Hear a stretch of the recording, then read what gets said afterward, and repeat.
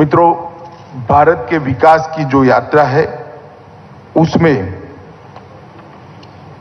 Law and order अच्छा होना एक अहम जरूरियात है और बीपीआरएनडी के तत्वाधान में इसका रिसर्च, इसका अनुसंधान बहुत अच्छे तरीके से हो, ऐसे कुछ बदलाव विगत 3 सालों में हमने किए हैं और अब वो अपने परिणाम भी देने लगे हैं। ढेर सारे उनके चार्टर के अंदर नए क्षेत्र भी जोड़ने का काम भारत सरकार के गृह मंत्रालय ने किया है। चार्टर के अंदर जो नए क्षेत्र जोड़े हैं इस पर भी एक नया वर्टिकल बनाने का काम भी बीपीआरएनडी ने शुरू किया है। मोडस ऑपरेंडी ब्यूरो भी इनके तत्वाधान में चल रहा है।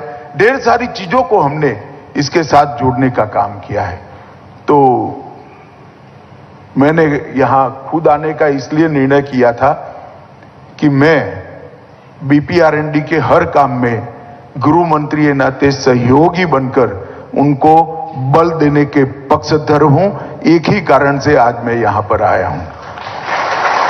मित्रों, मोदी जी के सरकार बनने के बाद विशेषकर सीमा सुरक्षा का काम करने वाले अपने सभी बलों को उनकी सुविधाएं, उनका स्वास्थ्य, उनके परिवार की सुविधाएं, उनका स्वास्थ्य, उच्चतम टेक्नोलॉजी से उनको लैस करना,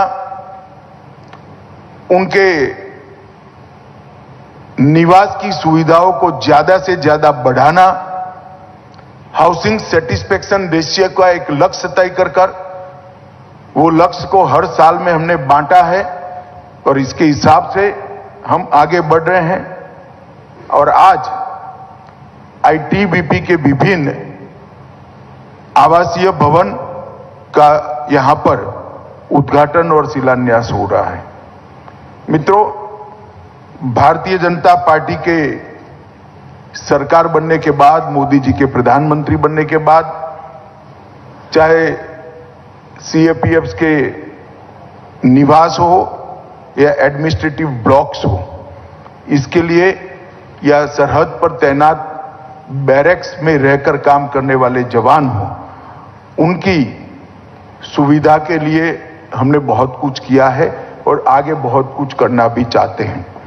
आज यहां पर आईटीबीपी के आवासीय quarter, administrative block, barracks, staff officer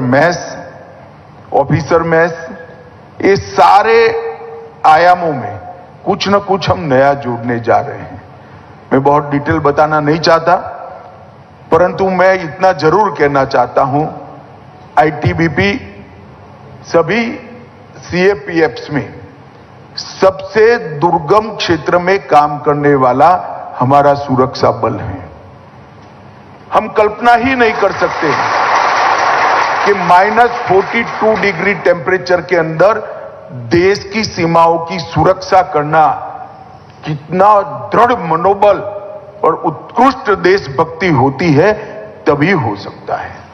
और मैं हमेशा सुनिश्चित होता हूं, लेस मात्र भी चिंता नहीं होती है भारत चीन सीमा की, जब हमें मालूम होता है कि मेरे आईटीबीपी का जवान गांव गश्त लगा रहा है या वहां कैंप कर ठहरा है।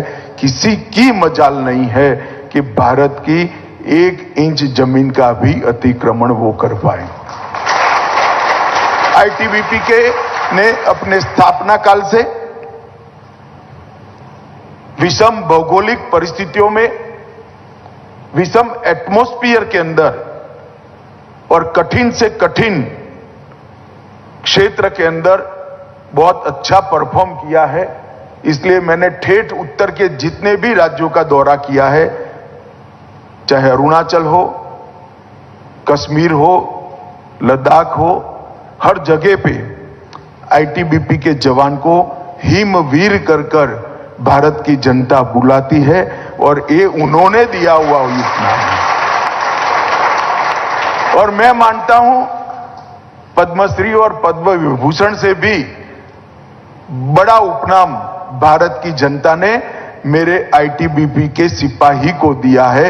ये बहुत बड़ी उपलब्धि है, क्योंकि ये सरकारी उपनाम नहीं है, देश की जनता ने दिया हुआ उपनाम है। वामपंथी उग्रवाद के सामने लड़ने में भी आईटीबीपी का बहुत अच्छा रोल रहा है।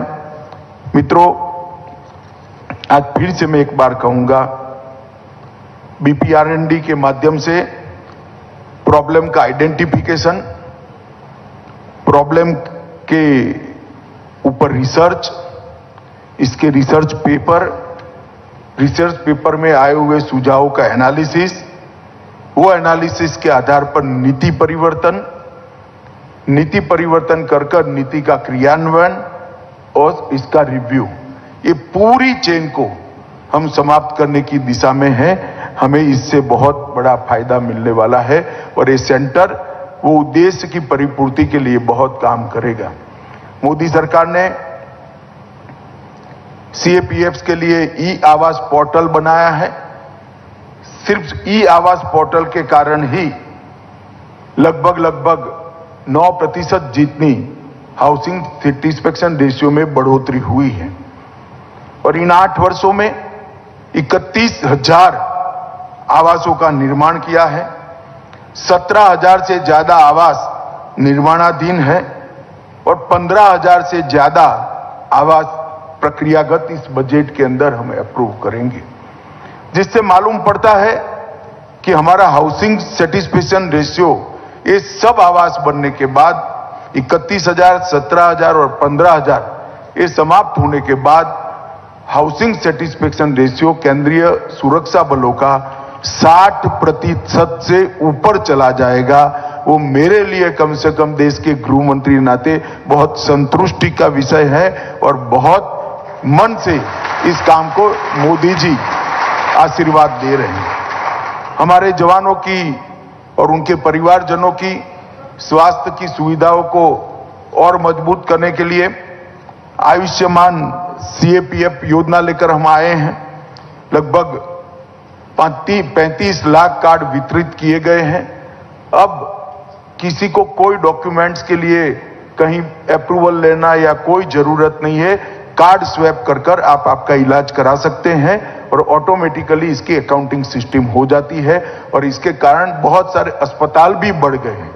पहले सिर्फ सीएपीएफ के अस्पताल में आप जाते थे, अब ढेर सारे अस्पताल इसके साथ जुड़ने के कारण लगभग 1 साल के कम अंतराल में 20 करोड़ से ज्यादा जिसका मूल्य है, इतनी स्वास्थ्य सेवाएं सीएपीएफ के जवान और उनके परिवारजनों ने प्राप्त की है।